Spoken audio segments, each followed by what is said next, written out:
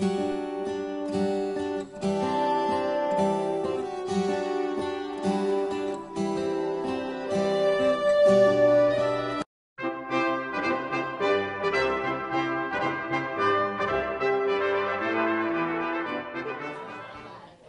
this is Bill Frank reporting from the League of Women Voters' first forum for the candidates of the 26th District U.S. House of Representatives, and I am joined by candidate Linda Parks, who has thrown her hat into the ring for the candidacy. Linda, thank you so much for being my guest. Now, first of all, we've got to start with Congress has an 18% approval rating, the lowest in recent memory. Why in the world do you want to put yourself in the middle of all of that? Well, it's because they have such a low approval rating that it gets me inspired. And why do they have that low approval rating? And I say it's because the Republicans and the Democrats keep fighting each other and they're not doing the work of the country. And that's my emphasis, is to see that we get someone that can actually bridge that partisan divide. And going into Congress as an independent, willing to work with either party, is the kind of thing that we need. And that to me is part of the solution. So we will get Congress the respect that it should have if they work together. Well, you bring up a very interesting point. You're entering the race as an independent.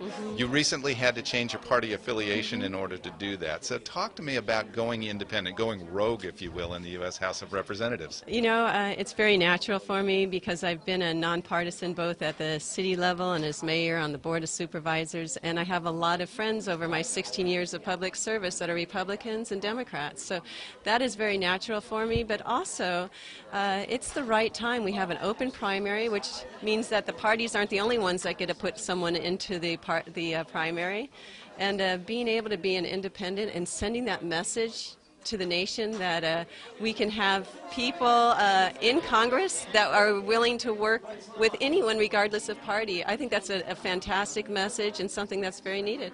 Well, speaking of messages, you're sending a very clear message with your campaign. You have stated categorically that you will not accept money from PACs and special interest groups. Very unusual in this day and age. Even the President of the United States, Barack Obama himself, has had to give in to accepting money from PACs. Talk to me about how you plan to do this. He didn't have to give in to accepting PACs, and we don't, as Americans, shouldn't accept giving into PACs. I don't take union or PAC or corporate or party money, and as a result of that, I'm free to vote any way that I think is the right vote for my constituents, for America, and that's the way it should be. Instead of some Congress people, you can tell how they're going to vote just by looking at all the PAC money, and where they're going to vote is based on where their money comes in.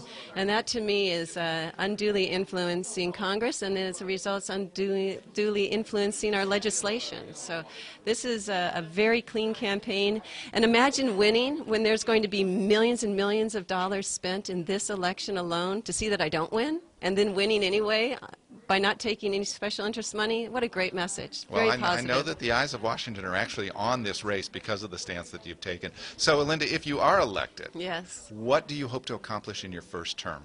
You know, I feel like I will have, some say, well, how could you have any influence there? You're not with either party, and it's all based on partisanship and what committees you can be on and all. But I feel that I will actually have more influence than just a freshman Democrat going in or a freshman Republican going in, because I'll be the only independent. And what I want to accomplish, truthfully, is to get them at the table, to form a bipartisan committee, to start working on the issues, because nothing's going to get done. They'll float a bill in the House, and it'll get rejected in the Senate. They can't work together, and I think it's a wonderful, clean message, and something that I really want to see is getting the parties working together. My guest is candidate Linda Parks. Linda, if people are intrigued by that, they want to learn more about you and your campaign, where would you direct them to go?